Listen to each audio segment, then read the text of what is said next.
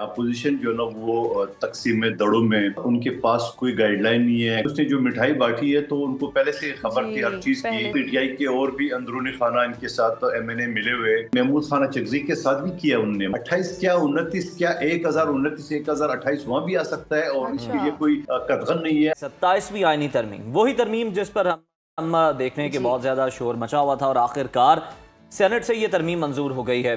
64 अरकान की हिमायत, ऑपोजिशन का शोर शराबा, बाजों पर स्याह पट्टियां और हवा में उड़ती एजेंडे की कॉपियां।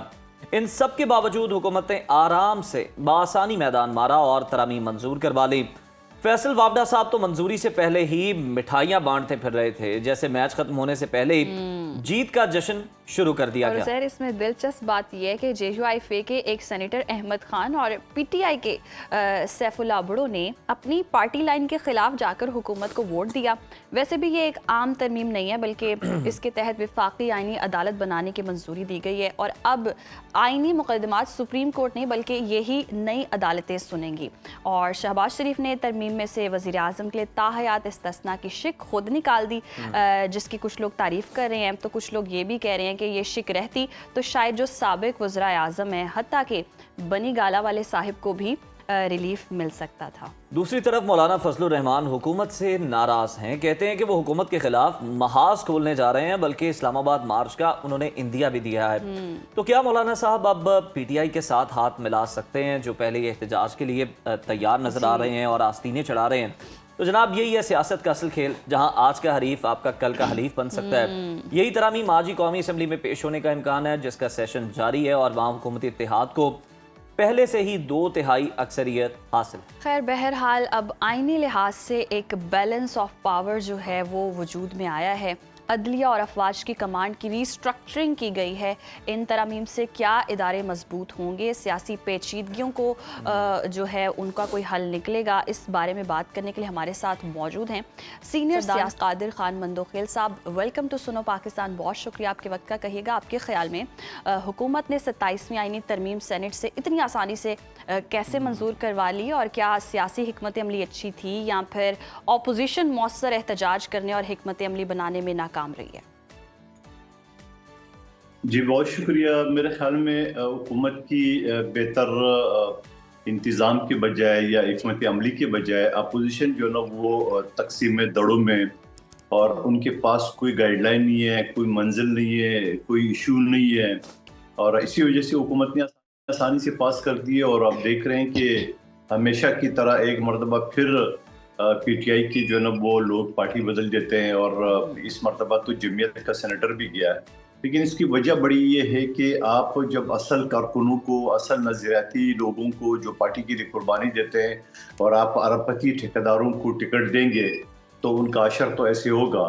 तो बहरहाल फैसल वाडा साहब बाखबर आदमी है और उनको मैं हमेशा पीर मानता हूँ, क्योंकि मुझे इलेक्शन से पहले उन्होंने बता दिए कि आपको 2 महीने पहले बता दिए कि आपको ये सीट नहीं मिल सकती है, ये मुस्तफ़ा कमाल को दे दी गई है और वही साबित हो गया कन्फर्म। तो मेरे ख्याल में उसने जो मिठाई बांटी है तो उनको पहले से खबर थी हर चीज़ की कि कौन हमारा साथ है कौन नहीं है और इसी वजह से इतना कॉन्फिडेंट था। और हुकूमत ने ये एक अमली बड़ी अच्छी की है कि उनके सेनेट में सीटों का वो खदशा था कि कितने होंगे। 64 रिक्वायर्ड थे उनको, 32 में 30 से एक जो सेनेटर है वो बेचारे कल इंतकाल भी कर गए। बहुत ही शरीफ नफ्स इंसान थे।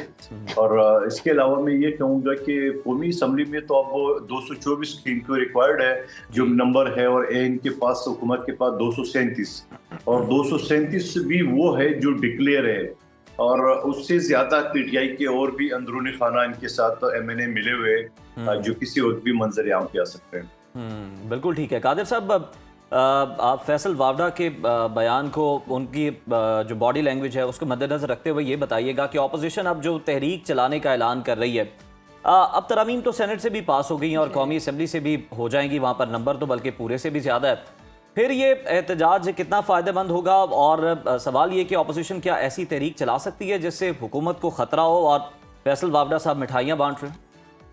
देखिए अपोजिशन जो है ना वो तहरीक इस वजह से नहीं चला सकती है कि अपोजिशन के अंदर जितने लोग हैं वो एक दूसरे पे भरोसा नहीं करते।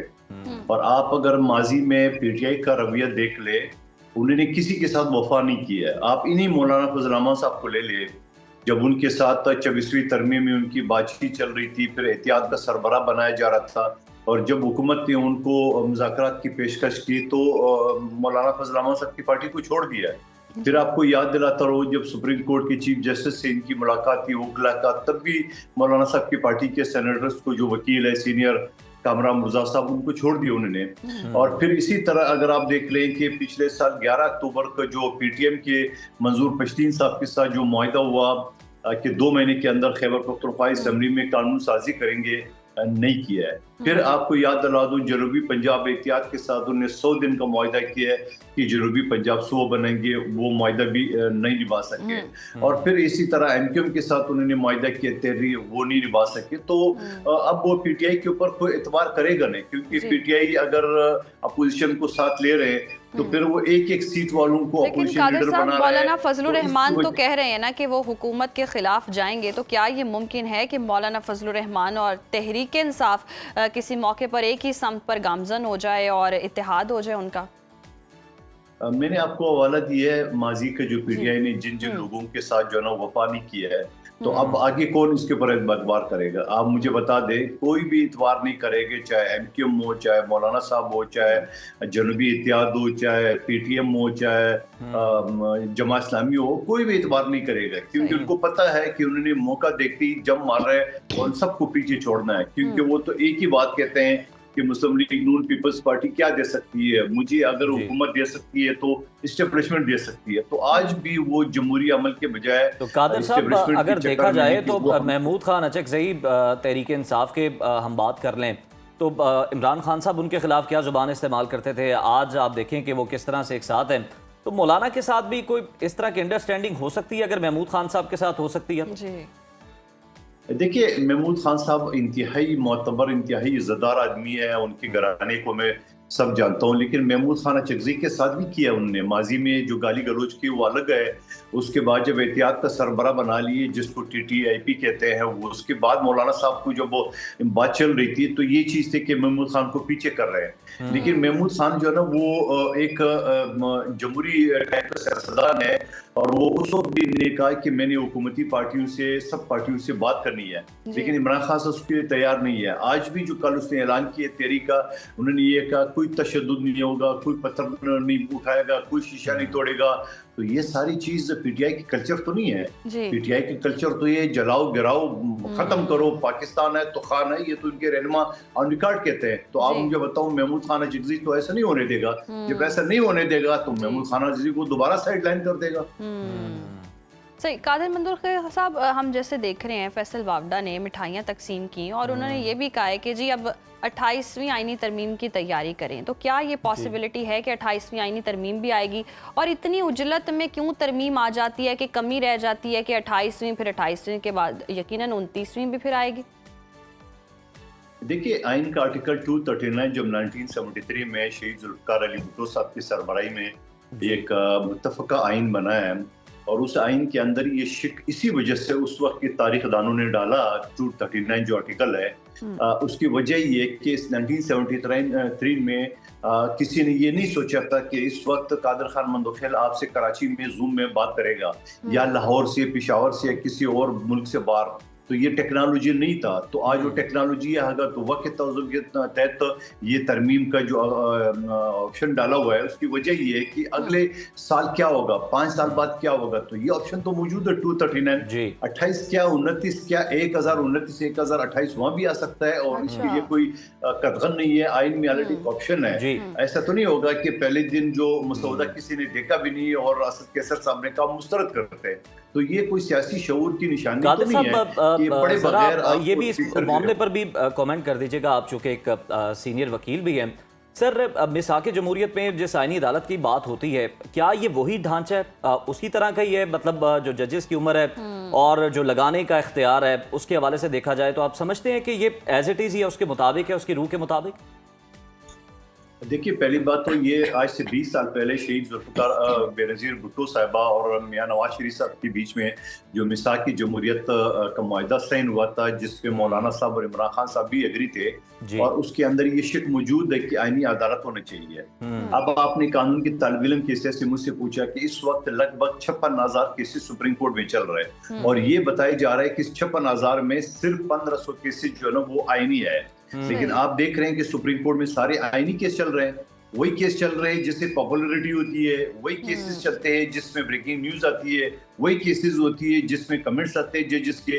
तो आप मुझे बता दो, आम जो गरीब लोग हैं जिनकी 10-10 साल 20-20 साल इवन 50-50 साल से मुकदमा चल रहे हैं, वो कहाँ जाएंगे? तो आईनी अदालत का मकसद ये कि ये जो सरकारी, ये जो आईनी, ये जो सियासी केसेस है, इनको अलग किया जाए, और बाकी जो गुरबा के केस है, जिनकी प्रॉपर्टी के केस है या क्रिमिनल केसेस है या फैमिली केसेस है, उनके लिए जो सुप्रीम कोर्ट के जो बाकी जजेस है उनको एक मौका मिलेगा। और यही वजह है कि दुनिया में 141 नंबर पे हमारे जुडिशियल सिस्टम है।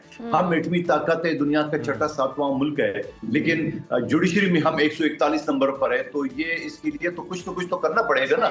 और फिर मैं ये भी कहूंगा कि पिछले साल पिछली असेंबली में मैंने बिल पेश किया था कि आप एक चपरासी की नौकरी के लिए 3-3 मरतबा इंटरव्यू लेते हो, जात, नस्ल, डोमिसाइल पूछते हो।